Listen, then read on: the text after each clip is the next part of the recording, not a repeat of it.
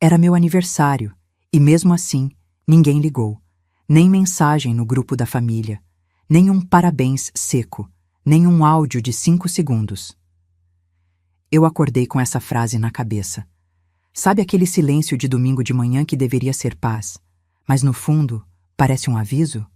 Pois é. Eu levantei às 7h, como faço há 30 anos. O corpo da gente acostuma, né? Mesmo quando a alma quer ficar na cama. Minhas pernas estavam pesadas, aquela dorzinha fina na panturrilha de quem trabalhou a semana toda em pé. Sou paisagista, vivo com a mão na terra. Mas levantei. Fui para a cozinha. A casa estava muda. Preparei a mesa de café da manhã. Não qualquer café, aquele de hotel, sabe? Comprei mamão papaya, queijo Minas fresquinho que o Renato adora, fiz o bolo de fubá cremoso que o Lucas pedia quando era criança. Coloquei os pratos, os talheres de domingo e esperei. Enquanto o café passava, o cheiro invadia a sala e eu senti um aperto no peito. Não era tristeza, era uma pressão física mesmo, aqui no externo. Uma intuição ruim. Gente! Chamei na escada. Nada. Olhei para o relógio. 8h30. Estranho. O Renato nunca dorme até tarde. Ele tem aquele problema de coluna, não aguenta ficar muito tempo deitado. O Lucas, meu filho de 26 anos, vive grudado no celular, mas sempre desce para afilar a boia antes de sair com a namorada. Voltei para a cozinha. O café esfriando na xícara. Sentei sozinha na ponta da mesa. Peguei minha xícara favorita, uma de porcelana azul com borda dourada. Comprei com meu primeiro pagamento grande, há 20 anos. Eu passava o dedo na borda dela, tentando me acalmar. Pensei. Eles devem ter saído para comprar meu presente. É uma surpresa. Daqui a pouco eles entram gritando, surpresa! E eu vou me sentir boba por estar chateada. Que idiotice a minha. A gente cria desculpas para quem a gente ama, né? É um vício. A gente se convence de que estão ocupados, cansados, distraídos, mas no fundo, a verdade é uma só. Quem quer, faz. Quem não quer, arruma desculpa. Levantei e fui até a garagem, só para confirmar que o carro não estava lá e validar minha teoria da compra do presente. Abri a porta que dá para a lavanderia e... vazio. O SUV do Renato não estava. Eram 9h da manhã de um domingo e meu marido e meu filho tinham saído sem me avisar no dia do meu aniversário de 52 anos. Voltei para a sala, sentindo meu estômago embrulhar de fome e nervosismo. Foi quando eu ouvi. Vist. Vst. Um zumbido abafado. Vinha do sofá da sala, debaixo de uma almofada amassada. Fui até lá. Era o celular do Lucas. Meu filho esqueceu o celular em casa? Isso é impossível. Ele dorme com aquilo, vai pro banheiro com aquilo. Peguei o aparelho. A tela acendeu com uma notificação. Depois outra. Depois mais uma. Não era WhatsApp. Não era Instagram. Eram notificações do aplicativo do banco. Do meu banco. Meu coração falhou uma batida. Por que o celular do meu filho estava recebendo alertas da conta da empresa que eu fundei? Tentei desbloquear. Senha numérica. Tentei a data de nascimento dele. Erro. Tentei 1234. Erro. Respirei fundo, com a mão tremendo, e digitei a minha data de nascimento. Clique. Desbloqueou. A ironia daquilo me deu um gosto amargo na boca. Ele usa meu aniversário como senha, mas esqueceu dele na vida real. Entrei nas notificações. O aplicativo estava aberto em segundo plano. Meus olhos correram para o saldo da Conta Investimento Família, aquela que eu e o Renato juntamos por 20 anos para nossa aposentadoria tranquila. Eu li o número. Pisquei. Limpei a tela com a manga da blusa, achando que era sujeira.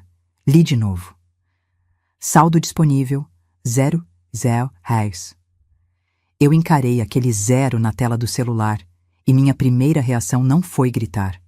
Foi rir, um riso nervoso, seco, que arranhou minha garganta.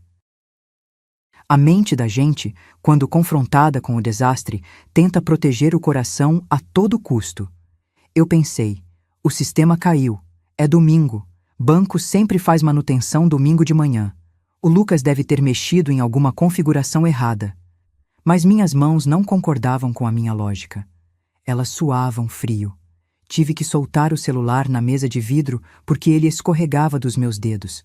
Senti uma tontura rápida e precisei me apoiar na cadeira. Minha pressão, que é sempre 12/8, devia ter ido para o pé.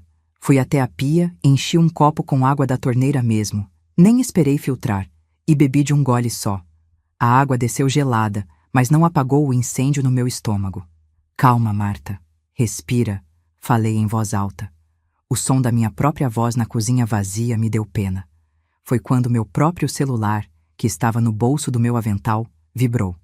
Uma notificação do cartão de crédito. Cartão Black, titularidade minha, adicional do Renato. O coração deu um salto. Ah, meu Deus, eles estão comprando o presente agora. Eu aqui pensando bobagem de dinheiro sumido e eles passando o cartão para mim. Peguei o aparelho com aquela esperança boba, quase infantil, de quem quer ser desmentida. Deslizei o dedo na tela. Compra aprovada. Confeitaria Imperial. Valor: R$ 480. Senti um alívio tão grande que meus ombros relaxaram na hora. R$ 480 num bolo. Ninguém gasta isso num bolo se não for para uma comemoração especial. A confeitaria Imperial faz aqueles bolos de andares com massa folhada e frutas vermelhas que eu amo. Um sorriso triste brotou no meu rosto. Eles não esqueceram. Só são desorganizados. Vão chegar com o bolo, vão rir da minha cara de sono e o dinheiro zerado deve ser só uma transferência para outra conta de rendimento melhor que o Renato inventou. Cliquei nos detalhes da compra para ver o horário. Foi agora, há 2 minutos. Mas tinha um detalhe. O aplicativo do cartão mostrava o status. Pedido via delivery. Entregar em... O endereço não era a nossa casa. Lio Logradouro. Avenida dos IPs, 404, Sala 12, Edifício Business Tower. Franzi a testa. O Lucas tinha me dito semana passada que alugou uma sala num coworking novo para a startup dele. Eu nunca tinha ido lá. Ele nunca me convidou. Mas aquele endereço... Avenida dos IPs, 404. Eu conhecia aquele número. Corri para o escritório do Renato, que fica no térreo. A bagunça dele de sempre. Papéis, notas fiscais de gasolina, xícaras de café com resto seco no fundo. Comecei a revirar a mesa, buscando uma confirmação. Minha memória de paisagista é visual. Eu guardo plantas e endereços. Debaixo de uma pilha de revistas de carro, achei. Uma pasta azul, velha, com um logotipo verde que eu detestava. Green Life Paisagismo. Era a minha maior concorrente. A empresa que tentou comprar a minha carteira de clientes ano passado por um valor ridículo, e eu disse não na cara deles. Abri a pasta, o cartão de visita grampeado na primeira folha. Green Life Paisagismo, Avenida dos IPs, 404. O mundo parou. O bolo de R$ 480 não estava vindo para casa. O bolo estava indo para a sede da minha concorrência, e meu marido e meu filho estavam lá, no domingo de manhã. No meu aniversário, eu olhei para o relógio na parede. 09h15. Eu não queria acreditar. A verdade é como água fria. Ela acorda, mas dói. Eu precisava ver. Eu precisava ter certeza antes de cometer uma loucura. Não troquei de roupa. Continuei com a calça de linho bege e a blusa branca que usei para o café. Peguei a chave do meu carro, o único que restou na garagem, e minha bolsa. Quando fui fechar a porta de casa, vi o escritório do Renato de novo. A tela do computador dele estava em stand-by. Mexi no mouse. Não tinha senha. Na área de trabalho, um arquivo de Excel aberto chamado Projeção Pós-Venda. Não abri. Não precisava. O título já era um soco no estômago. Tranquei a porta da casa com 2 voltas. Minha mão já não tremia mais. Agora ela estava firme. Firme de raiva.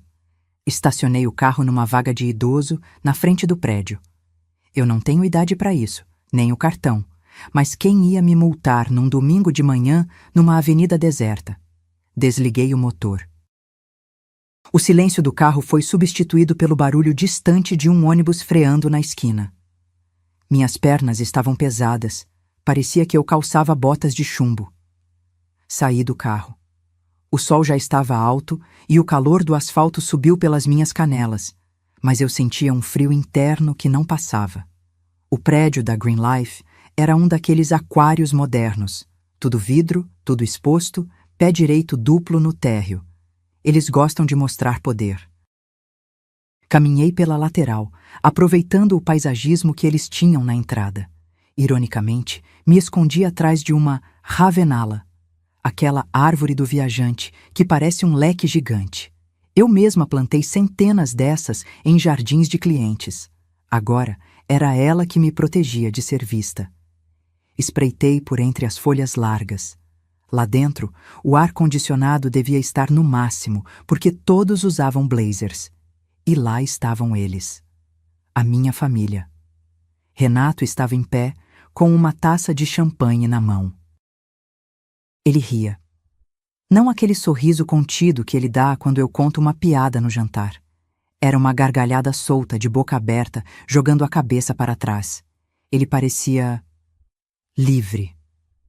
Aquilo doeu mais que um tapa. Fazia anos que eu não via meu marido tão leve. Ao lado dele, o Lucas. Meu menino.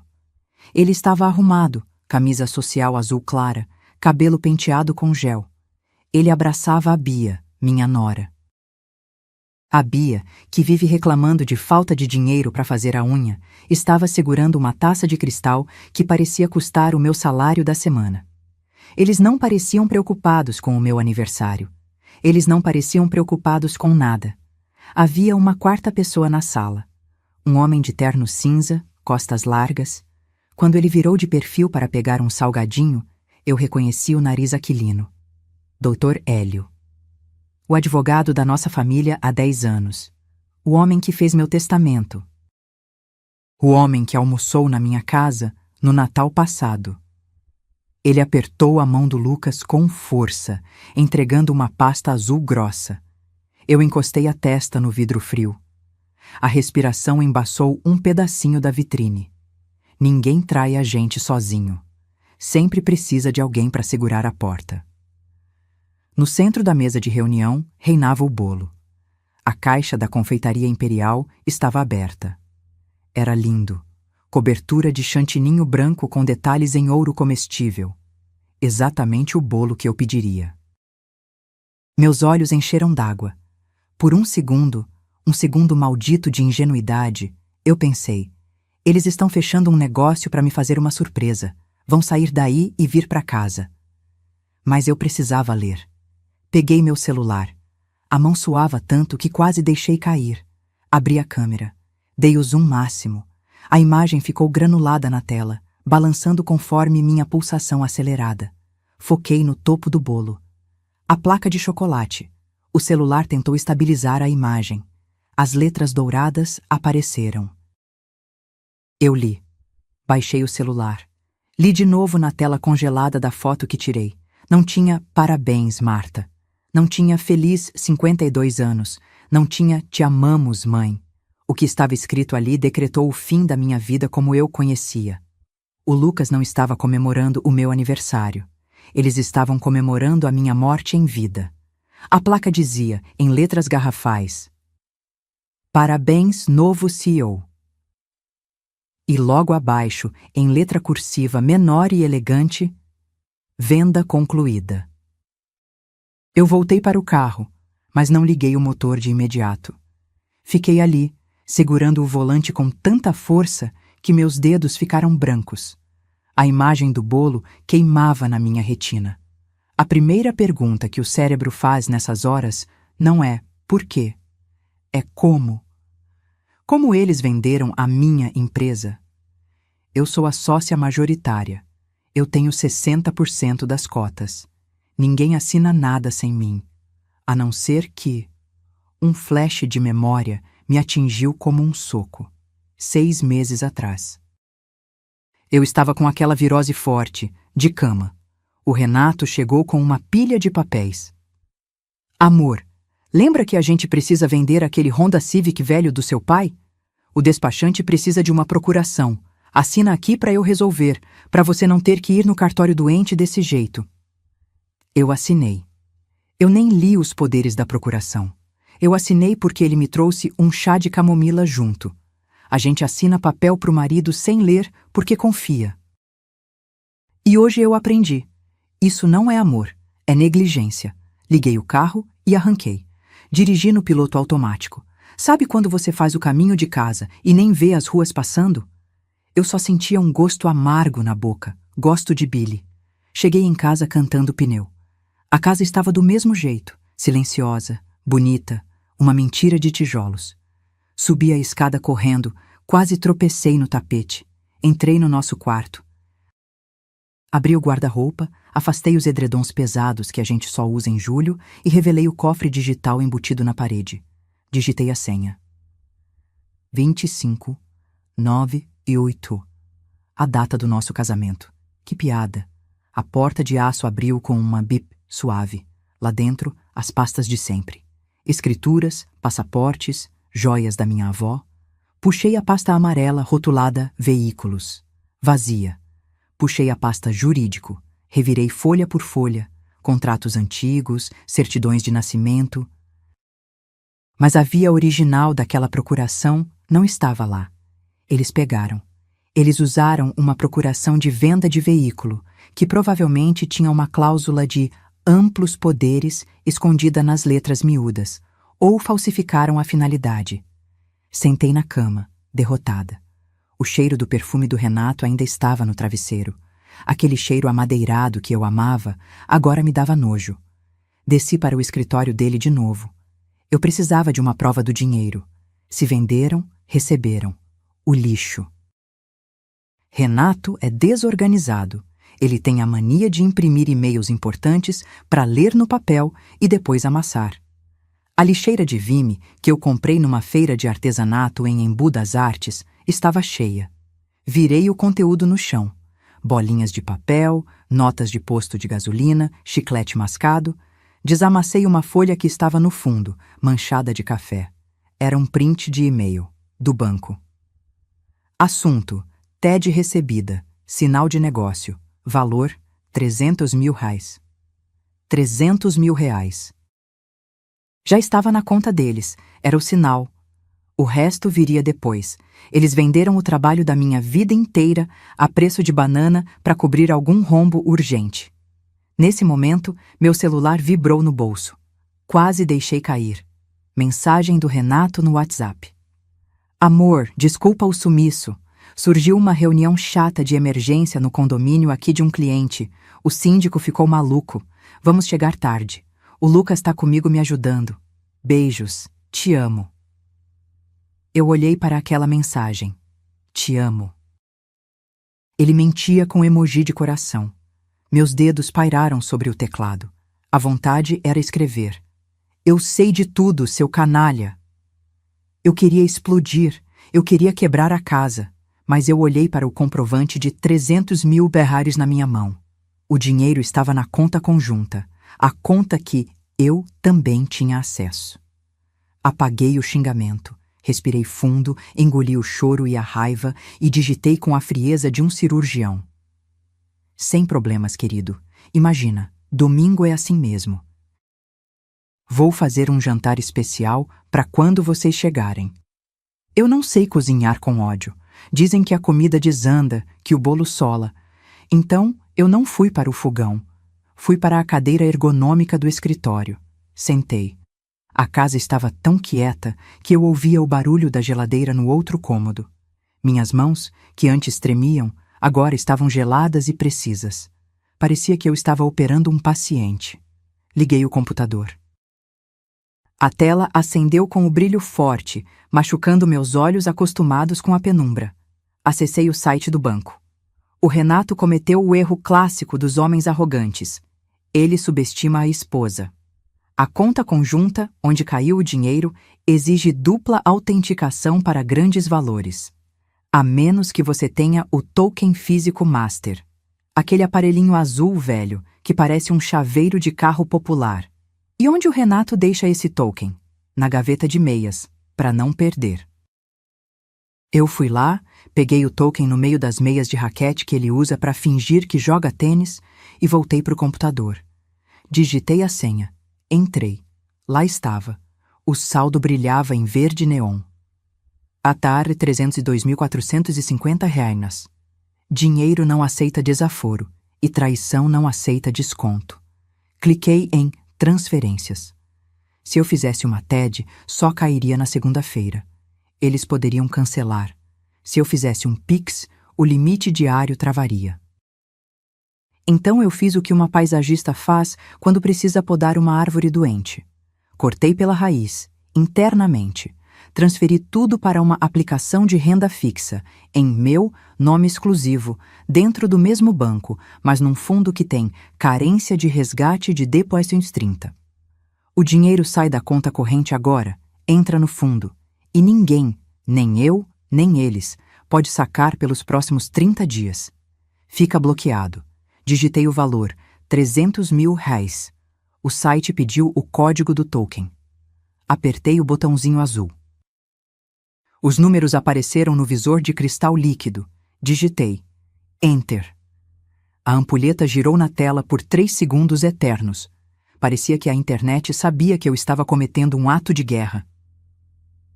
Transação concluída com sucesso. O saldo da conta conjunta caiu para R$2.450. Eu soltei o ar que nem sabia que estava prendendo. Encostei as costas na cadeira e senti uma lágrima quente escorrer pelo nariz. Não era de tristeza. Era de alívio, misturado com pânico. Eu tinha acabado de roubar minha própria família, ou salvar o que restava dela. Mas eu não parei. A adrenalina é uma droga poderosa.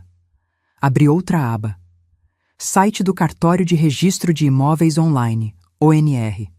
Eu tenho o certificado digital da empresa instalado na máquina. Busquei a matrícula da sede da minha empresa, o imóvel que eles venderam. Cliquei em solicitação de averbação premonitória. É um recurso jurídico que avisa a qualquer comprador que aquele imóvel está em litígio, travando qualquer venda oficial. Anexei a foto do bolo e do e-mail do banco como indícios de fraude. Clique. Protocolado. Agora, ninguém passa da escritura. Fechei o notebook. O som dele travando foi como o barulho de uma guilhotina. Levantei, senti minhas pernas formigarem. A rotina da casa continuava. O relógio de pêndulo na sala bateu 10h30. O sol lá fora estava lindo, um dia perfeito de domingo que eu estava passando destruindo a vida financeira do meu marido. Fui até a cozinha para guardar o token. Foi quando o telefone fixo tocou. Ninguém liga no fixo hoje em dia. Só cobrança ou... O visor mostrava. Banco Private. Gerente. Gelei. O gerente viu a movimentação atípica de domingo. Se ele ligar para o celular do Renato para confirmar, acabou meu plano. O Renato cancela a operação por voz. Eu tinha que atender. Alô? Dona Marta? Aqui é o Roberto, do banco. Desculpe incomodar no domingo, mas detectamos uma aplicação de alto valor saindo da conjunta agora. Está tudo bem? O senhor Renato está ciente?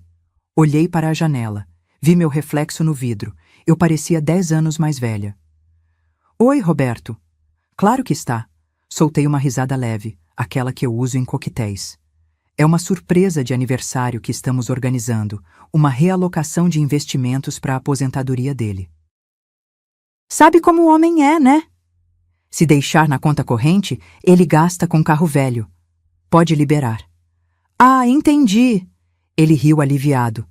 Perfeito, dona Marta. Parabéns pela iniciativa. Bom domingo. Desliguei.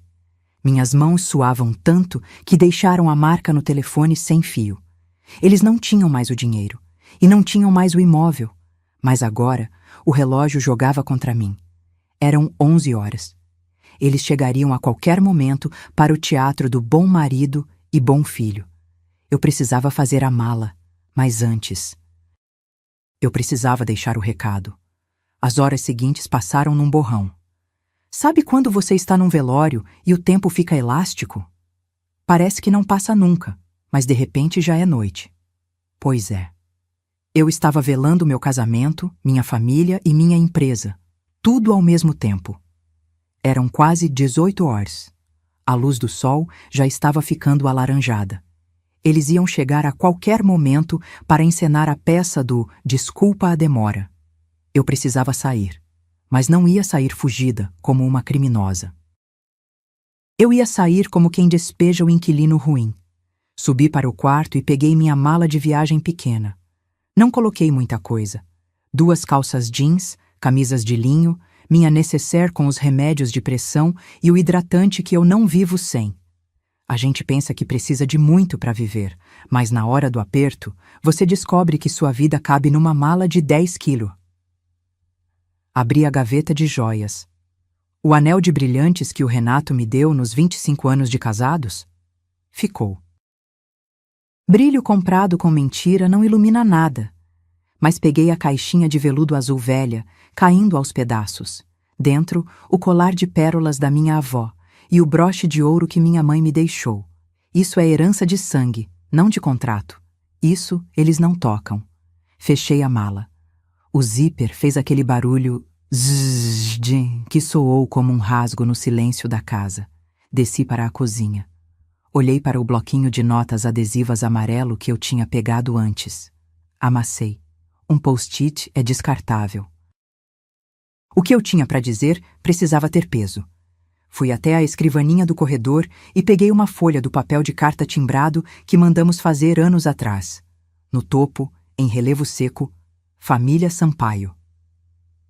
A ironia daquilo quase me fez rir de novo. Coloquei o papel na bancada de granito da cozinha. Precisava de uma caneta à altura. Peguei a caneta tinteiro preta, pesada, com detalhes em prata, que dei de presente para o Renato no Natal passado. Ele nunca usou. Disse que sujava a mão. Tirei a tampa. A ponta de metal brilhou. Minha mão pairou sobre o papel. Eu não queria escrever um textão. Textão é para quem quer discutir relação. Eu não queria discutir. Eu queria informar o óbito. Respirei fundo, sentindo o cheiro de café velho que ainda estava no ar desde a manhã, e escrevi. Letra cursiva, firme, de quem aprendeu caligrafia em escola de freira. 6 palavras. Apenas 6 palavras para implodir o mundo deles. Recuperei tudo. A polícia está vindo. Li, reli. Não era blefe. Bom, a parte da polícia talvez fosse um exagero calculado para causar pânico imediato, mas eles não pagaram para ver. Dobrei o papel uma vez só. Caminhei até a geladeira. Aquela side-by-side enorme de inox que o Lucas vivia abrindo para procurar besteira. Abri. A prateleira do meio estava vazia, esperando o bolo de aniversário que nunca veio. Coloquei o bilhete lá dentro, em pé, apoiado numa garrafa de água com gás. Fechei a porta. A geladeira sugou o ar e vedou o segredo lá dentro.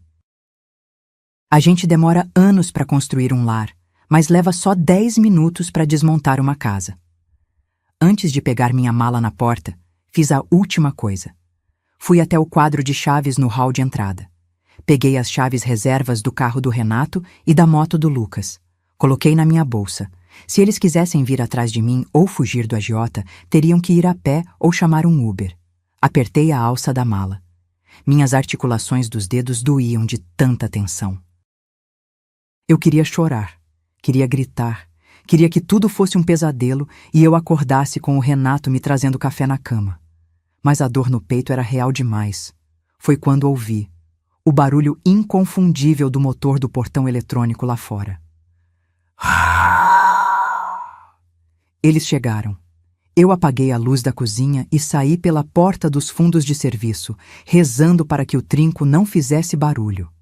Eu não tive coragem de ir longe. Estacionei o carro 2 ruas para baixo, numa sombra de árvore onde a luz do poste não batia. O motor desligado, o vidro fechado. Eu estava suando frio, aquela sensação de febre interna, mas minhas mãos estavam geladas como pedra. Peguei o celular. Abri o aplicativo das câmeras de segurança da casa. Eu instalei aquilo ano passado por causa da onda de assaltos no bairro. A imagem carregou em preto e branco na tela pequena. A sala de estar. O portão da frente bateu. A porta da sala abriu. Entraram os dois, Renato e Lucas. Eles não entraram com cara de culpados. Entraram rindo. O Renato deu um tapinha nas costas do Lucas, aquele gesto de cumplicidade masculina de missão cumprida. Mas no segundo que pisaram no tapete da sala, a postura mudou. Foi instantâneo. Como atores entrando no palco. Renato curvou os ombros, fingindo cansaço. Lucas guardou o sorriso e fez uma cara de tédio. "Marta? Amor!" Renato gritou. A voz dele saiu picotada no áudio da câmera, mas eu conhecia o tom. Era o tom de: "Já cheguei, para de reclamar." Eles colocaram uma sacola branca de plástico em cima da mesa de centro. Eu dei zoom na imagem. Não era a caixa elegante da confeitaria imperial. Era uma sacola de supermercado, daquelas que rasgam fácil. O Renato tirou de dentro uma embalagem de plástico transparente, daquelas barulhentas. Dentro, uma tortinha de morango com aquela geleia vermelha brilhante artificial que parece cola. A etiqueta laranja de preço estava virada para a câmera. $14,92. Senti um gosto de bile na boca. Eles comeram o bolo de R$ 480 com os advogados. Para mim, a esposa e mãe que sustentou a casa por décadas trouxeram a sobra da padaria do posto de gasolina. "Cadê ela?" Lucas perguntou, se jogando no sofá e colocando os pés, com sapato e tudo, no estofado claro. "Deve estar no quarto, fazendo drama. Você conhece sua mãe." Daqui a pouco ela desce com cara de choro, a gente canta parabéns com essa torta, eu dou um beijo nela e fica tudo certo. Renato disse isso enquanto afrouxava a gravata. Drama. Ele chamou minha dor de drama. Uma lágrima escorreu pelo meu rosto, quente, solitária. Eu limpei com raiva. A gente aceita migalha por tanto tempo que, quando vê o banquete que eles dão para os outros, a gente não sente fome, sente nojo. Foi aí que o Lucas pegou o celular dele. "Pai, o Wi-Fi caiu." "A TV não tá conectando. Queria ver o jogo." "Deve ser oscilação da operadora. Domingo é uma merda." Renato respondeu sem dar importância. Não era oscilação. Eu tinha mudado a senha do roteador pelo app administrativo 5 minutos antes de sair. A nova senha era Vendade Fraude. Pena que eles não iam descobrir isso agora. O Lucas bufou, irritado. Sem internet, ele não sabia o que fazer com as mãos. "Vou pegar uma cerveja pra gente brindar o negócio." Aquele sinal de 300 mil salvou minha pele com o agiota, pai. Sério. O cara tava me ameaçando. Eu congelei no carro. Agiota. Ameaçando. A vizinha Sônia tinha razão. O buraco era mais fundo. Meu filho não era só um mau empresário. Ele estava envolvido com gente perigosa. Meu coração de mãe apertou, uma pontada aguda. Eu queria correr lá e proteger meu menino? Queria. Mas aí lembrei do bolo, do novo CEO, da traição. Quem protege traidor acaba traído de novo. Na tela do celular, vi o Lucas levantar do sofá. Ele caminhou em direção à cozinha. Passou pela mesa de jantar vazia. Entrou no campo de visão da câmera da cozinha. Ele parou na frente da geladeira. A mão dele foi para o puxador de inox. Meu coração disparou tanto que parecia que ia quebrar minhas costelas. Ele puxou a porta. A luz interna da geladeira acendeu, iluminando o rosto dele. Ele não viu cerveja. Ele viu o espaço vazio. E viu o papel branco, dobrado, apoiado na garrafa de água. Eu vi a cor sumir do rosto do meu filho pixel por pixel, naquela telinha de celular. Sabe quando a pressão baixa de repente e a pessoa fica verde, com aquele suor frio na testa? Foi isso. O Lucas leu o bilhete uma vez. Piscou. Leu de novo. A boca dele abriu, mas não saiu som nenhum. Ele ficou paralisado ali, com a porta da geladeira aberta. O motor da geladeira começou a fazer aquele pi, pi, pi irritante, avisando que a porta estava aberta há muito tempo. Aquele barulhinho doméstico que todo dia me irritava, agora soava como uma contagem regressiva de bomba. "Pai!" A voz dele saiu um fiapo. Tive que aumentar o volume do celular no máximo para ouvir. Renato gritou lá da sala, com a boca cheia daquela torta barata. Traz logo a cerveja, moleque! Deixa de enrolar! Lucas não se mexeu. Ele virou devagar, parecendo um robô com defeito, segurando o papel como se ele queimasse a pele. Pai, vem ver isso. Agora. O tom de voz dele fez o Renato levantar do sofá na hora. Não era um chamado comum. O medo tem uma frequência específica que qualquer pai reconhece, mesmo num filho adulto e traidor. Renato entrou na cozinha resmungando, limpando farelo de massa podre na calça social. Lucas estendeu o papel trêmulo. Renato pegou. Ele ajeitou os óculos de leitura que vivem pendurados na gola da camisa. Ele leu as 6 palavras que eu deixei como sentença. Recuperei tudo. A polícia está vindo. Pelo vídeo, eu vi o exato momento em que o cérebro do meu marido processou a informação. Primeiro, a negação. Ele soltou uma risada nervosa. Que brincadeira é essa? Sua mãe tá ficando louca? Recuperei tudo? Mas aí a dúvida bateu.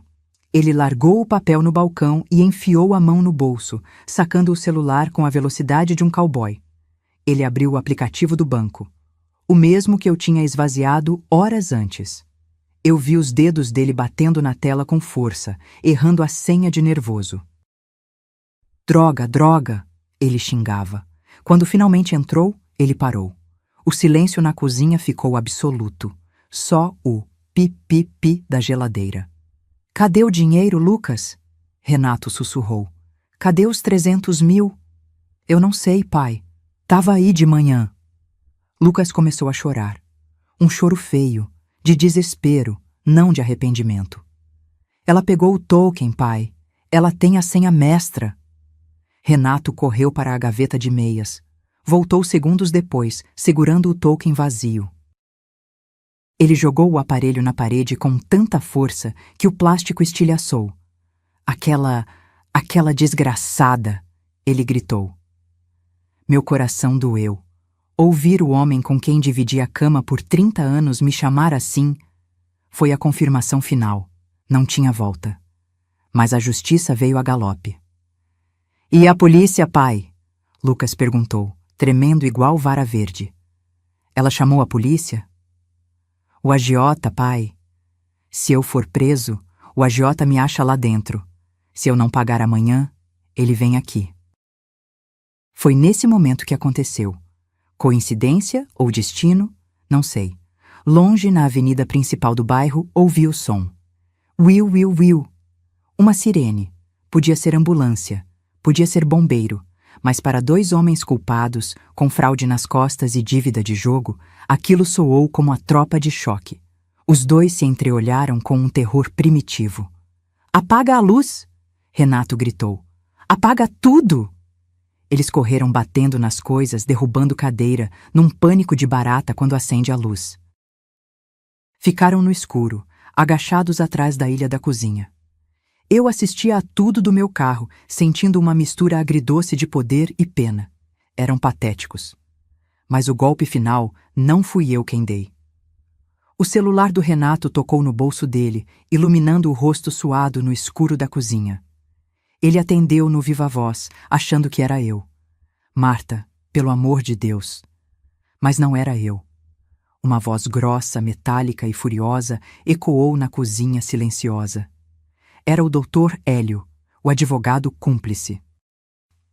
Renato, seu imbecil! Acabei de receber uma notificação do cartório. O imóvel da empresa está bloqueado por suspeita de fraude. O comprador desistiu e está exigindo a devolução do sinal agora, ou vai processar a gente por estelionato. Você tem 10 minutos para devolver o dinheiro. Desliguei o aplicativo das câmeras. Ver o desespero deles era viciante, mas eu precisava sair daquela rua escura. Dirigi até o Grand Hotel, aquele na orla que eu só entrava para fazer paisagismo no jardim de inverno. Hoje, entrei como hóspede. Passei o cartão Black na recepção. A recepcionista olhou minha roupa amassada e meu rosto inchado, mas o chip do cartão aprovou a diária na suíte executiva sem perguntas. O dinheiro tem esse poder. Ele cala o julgamento dos outros. Subi para o 15º andar. O quarto era gelado, cheirava a lavanda e impessoalidade. Exatamente o que eu precisava. Tirei os sapatos, pisei no carpete fofo e senti um alívio físico que subiu pela coluna. Fui até o frigobar. Peguei uma garrafinha de vinho tinto chileno, daqueles pequenos, e uma barra de chocolate. Sentei na poltrona de veludo virada para a janela. Foi aí que o celular começou a ter convulsões na mesa de cabeceira. Ele não tocava. Ele explodia. Olhei o visor. 57 chamadas perdidas. 14 áudios no WhatsApp. Peguei o aparelho. Minha mão não tremia mais. Agora eu senti uma curiosidade mórbida. Abri a conversa do Renato. Primeiro áudio, voz mansa, forçada. Amor, onde você tá? A gente tá preocupado. O Lucas tá chorando aqui. Volta pra casa, vamos conversar. O banco deve ter errado, né? Me liga. Segundo áudio, 2 minutos depois, tom de voz subindo. Marta, atende essa porcaria. Você não pode sumir com o dinheiro da empresa. Isso é apropriação indébita. O doutor Hélio disse que você pode ser presa. Terceiro áudio. Gritos ao fundo. Voz do Renato embargada. Marta, o comprador cancelou. Ele quer o dinheiro de volta. Pelo amor de Deus, devolve a transferência. A gente perde a casa, Marta. Você tá destruindo nossa família. Eu ri. Uma risada curta que saiu pelo nariz. Eu tô destruindo a família? É incrível como o traidor sempre tenta virar a vítima quando é pego. Não respondi. Toquei no botão lateral do iPhone. Clique. Silencioso. A tela continuava acendendo com chamadas do Lucas, da Bia, do Renato, mas o quarto continuava em paz. Peguei o telefone do hotel, o fixo, para não ser rastreada. Disquei um número que eu sabia de cor, mas que nunca pensei que usaria. Escritório Doutora Viviane, boa noite. Eu quero falar com a Viviane. Aqui é a Marta Sampaio. Diga a ela que a Green Life tentou me dar um golpe e eu tenho as provas. E diga que eu quero contratar os serviços dela para destruir o Dr. Hélio. Enquanto eu esperava na linha, senti uma pontada de culpa. Aquela culpa católica, feminina, de quem foi ensinada a cuidar, não a atacar. Será que eu peguei pesado? O Lucas com dívida de jogo? Mas aí lembrei do bolo. Parabéns, novo CEO. A culpa evaporou. Sobrou só a frieza. Ninguém protege quem te joga aos lobos, nem se for sangue do teu sangue. Desliguei o telefone 10 minutos depois. A aliança estava formada. Bebi o último gole do vinho, sentindo o calor do álcool relaxar meus ombros tensos. Ia tomar um banho de banheira. Ia lavar a traição do meu corpo. Toque. Toque. Toque. 3 batidas secas na porta do quarto do hotel. Meu coração parou. O copo de vinho quase caiu da minha mão. Como eles me acharam? Fiquei imóvel, prendendo a respiração. Toque, toque, mais forte agora. Uma voz abafada falou do corredor. Não era a voz do Renato, nem do Lucas. Levantei devagar, fui até a porta e olhei pelo olho mágico. A imagem estava distorcida pela lente olho de peixe, mas eu reconheci o cabelo grisalho e o hobby de estar em casa. Abri a porta, incrédula. Sônia? Eu puxei a Sônia para dentro e tranquei a porta rápido. Como você sabia que eu estava aqui? Perguntei, ainda tonta. Sônia revirou os olhos, ajeitando os óculos de grau que estavam tortos na cara. Ela vestia um abrigo de moletom cinza e chinelo havaiana. Saiu de casa correndo. Marta, você me mandou a localização no WhatsApp às 6 da tarde com a mensagem. Se eu sumir, tô aqui. Esqueceu? O estresse tá comendo seu cérebro, amiga. É verdade. Eu tinha mandado. No piloto automático do pânico, criei meu próprio seguro de vida. Sentei na cama, sentindo minhas pernas falharem de novo. Sônia não sentou. Ela estava elétrica, movida pela adrenalina da fofoca e da lealdade. Ela colocou o saco de lixo preto, daqueles de 100 litros reforçado, em cima da mesa de vidro chique do hotel. O contraste era ridículo, o luxo da suíte e o lixo da minha casa. Eu trouxe o que você pediu. E trouxe o que você precisa saber. Ela abriu o saco. Menina, o barraco foi tão grande que eu nem precisei encostar o ouvido no muro. A rua inteira ouviu. Ela despejou o conteúdo na mesa. No meio do lixo orgânico, papéis rasgados. Eu reconheci a letra do Renato. Eram anotações de rascunho, cálculos. Peguei um pedaço de papel manchado de gordura. Estava escrito: 1,2 metros, venda flash, comissões 10% Hélio. Eles iam vender meu patrimônio de 1,5 milhão por 1,2 para vender rápido, e o Dr. Hélio ia levar uma bolada por fora. Eles estão desesperados, Marta, Sônia disse, baixando o tom de voz, pegando na minha mão. Depois que a luz da cozinha apagou, eu ouvi a discussão no quintal. A sua nora, a Bia... O que tem a Bia? Perguntei. Bia sempre foi fútil, mas inofensiva. Ela estava vomitando no gramado de nervoso. Ela gritava com o Lucas. Eu gravei o áudio. Sônia tirou o celular do sutiã e deu play. O áudio era chiado, mas a voz estridente da Bia era clara. Você disse que ia resolver hoje, Lucas. O russo mandou foto da nossa porta, Lucas. Ele sabe onde a gente mora. Ele disse que se não receber até terça, ele não quebra a perna, ele apaga. Você tá entendendo? Ele vai matar a gente por causa dessa dívida de pôquer maldita. O celular da Sônia silenciou. Eu fiquei olhando para o aparelho, muda. Não era investimento ruim, não era startup, era jogo. Pôquer online, apostas esportivas, cassino clandestino. Eu não sabia o detalhe, mas sabia o nome. Vício. E o russo? Eu conhecia a fama. É um agiota que atua na Zona Norte. Ele não processa, ele executa. Senti um calafrio subir pela espinha, diferente de tudo que senti hoje. Até agora, eu estava brigando por dinheiro e dignidade. Agora, eu percebi que estava com a sentença de morte do meu filho na mão. Se eu não liberar o dinheiro, o Lucas morre. Se eu liberar, eu fico na miséria e ele continua viciado. O Renato sabe? Perguntei com um fio de voz. Pelo que ouvi, descobriu agora, Sônia respondeu, balançando a cabeça. O Lucas confessou tudo lá no jardim. O Renato estava chorando, Marta. Chorando igual criança. Eles estão encurralados. Olhei para a janela do hotel. A cidade brilhava lá fora.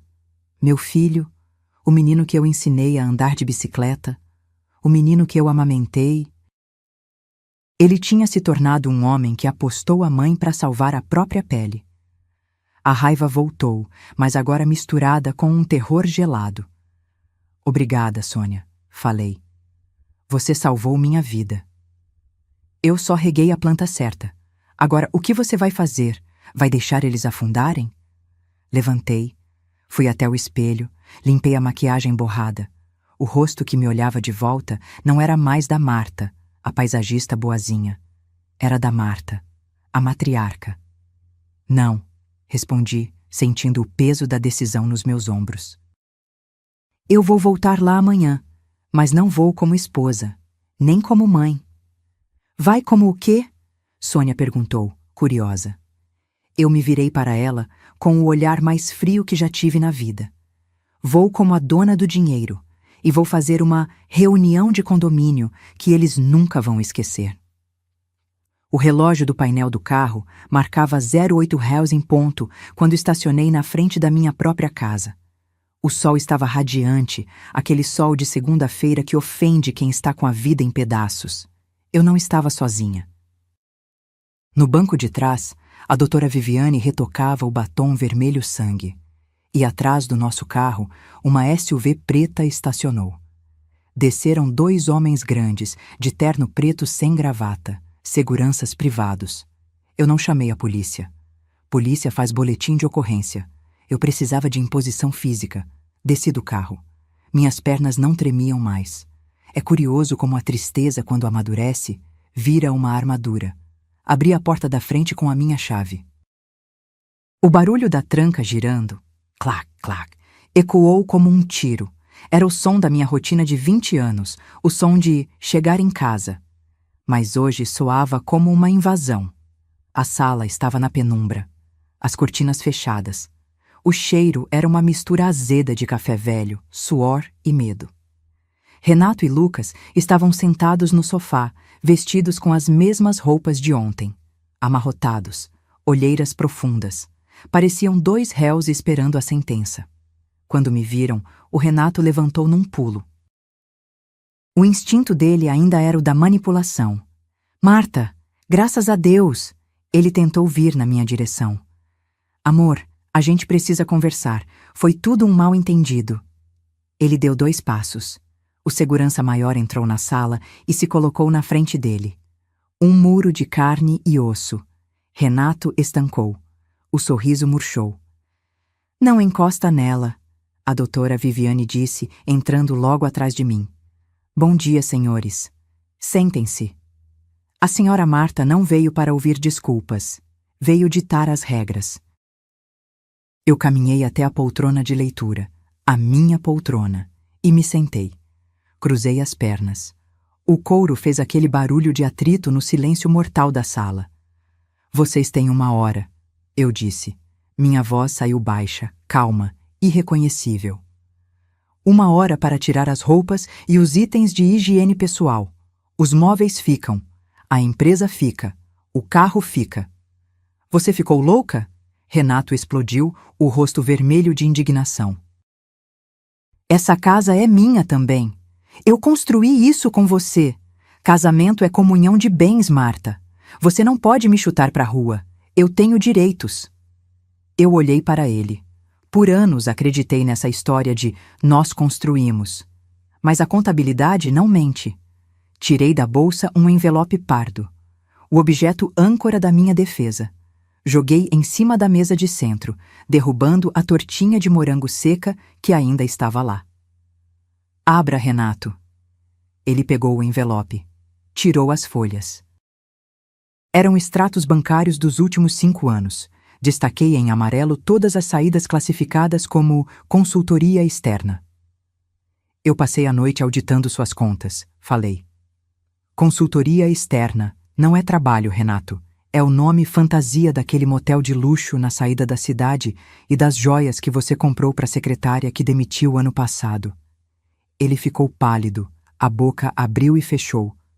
Você torrou a sua parte do patrimônio em traição. Continuei, sentindo um gosto de ferro na boca. Tecnicamente você me deve. Se quiser brigar na justiça, a doutora Viviane vai adorar expor isso no processo de divórcio litigioso. Quer pagar para ver? Renato caiu sentado no sofá. Ele murchou. O homem arrogante virou pó. Mas o Lucas não estava preocupado com a casa. Ele estava tremendo. A perna dele balançava num ritmo frenético, batendo no pé da mesa. Ele olhou para o relógio na parede. 08h15. Ele começou a chorar. Não o choro de ontem. Um choro silencioso, de terror puro. Mãe! Ele sussurrou. Mãe, por favor, esquece a casa, esquece a empresa. Ele se jogou de joelhos no tapete persa. Ele engatinhou até os meus pés. O segurança fez menção de barrar, mas eu levantei a mão. Deixa. Lucas agarrou meus tornozelos. As mãos dele estavam geladas e molhadas de suor. Mãe, o prazo é 12h. Se o dinheiro não cair na conta do russo até 12h, ele não vai me processar. Ele mandou uma foto da minha placa, mãe. Ele vai me pegar no sinal. Ele levantou o rosto. Vi o terror nos olhos dele. Não existe ateu em trincheira, e não existe filho adulto na frente da morte. Ali, ele era só o meu menino de 5 anos com medo do escuro. Eu vou morrer, mãe, eu juro. Me ajuda. Depois você me expulsa, me deserdar, faz o que quiser, mas salva minha vida. Um filho não deixa de ser filho porque virou um canalha. Essa é a maldição e a bênção de ser mãe. Eu olhei para o Lucas, aquele homem feito, chorando no meu tapete, e vi o menino que tinha medo de trovão. O silêncio na sala era pesado. A doutora Viviane me olhou, esperando o sinal. O segurança manteve a postura. O Renato prendia a respiração, achando que a piedade se estenderia a ele. Respirei fundo. O ar entrou doendo no peito, mas saiu levando a dúvida embora. Levanta, Lucas. Minha voz saiu firme, sem tremor. Eu vou pagar. Ele levantou a cabeça, os olhos inchados brilhando de esperança. Obrigado, mãe. Obrigado, eu juro que... Cala a boca. Cortei, seca. Eu não terminei. Fiz um sinal para a Viviane. Ela abriu a pasta e tirou um contrato que já tínhamos deixado pronto no carro, só por precaução. Ela colocou na mesa. Eu vou transferir o valor para a conta desse tal russo agora. Ele não vai te matar. Olhei bem nos olhos dele. Mas esse dinheiro não é um presente. É um adiantamento da sua herança. Lucas piscou confuso. Como assim? Significa que você vai receber a parte que te caberia na minha morte, hoje, para salvar sua vida. Em troca, você assina isso aqui. Uma confissão de dívida e uma renúncia total a qualquer bem futuro. A casa, a empresa, o seguro de vida. Nada mais é seu. Você está livre da morte, Lucas, mas está deserdado. Ele olhou para o papel. Era o preço da vida dele. O futuro pelo presente. Assina, ordenei. Tirei da bolsa a caneta tinteiro que estava na minha mão quando escrevi o bilhete na cozinha. A caneta pesada. Lucas pegou a caneta. A mão dele tremia, mas ele assinou. 3 vias. Viviane pegou o tablet e fez a transferência. Está feito. O comprovante foi para o WhatsApp dele, Viviane disse, fria. Lucas soltou o ar, caindo sentado no sofá, salvo. O parasita estava vivo, mas o vínculo financeiro que o mantinha infantilizado tinha sido cortado com bisturi. Renato, vendo que o filho foi salvo, tentou a sorte.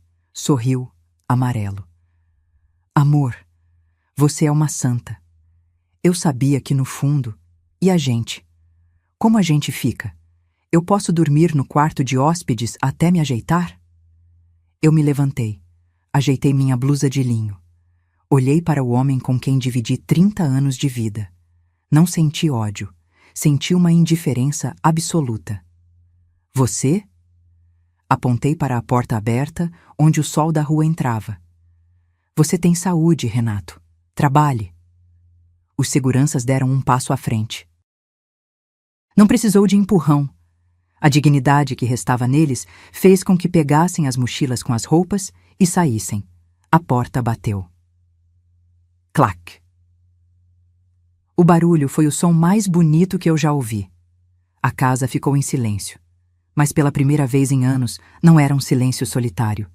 Era um silêncio de paz, de limpeza. Fui até a cozinha. Em cima da bancada estava a caixa da confeitaria imperial. Eu tinha pedido para o meu segurança passar na portaria do prédio comercial e resgatar o que era meu. Abri a caixa. O bolo estava lá. Parabéns, novo CEO. Peguei uma faca grande. Cortei o novo CEO ao meio. Servi uma fatia generosa no prato. Peguei um garfo e comi. A massa folhada estava perfeita. O doce explodiu na boca.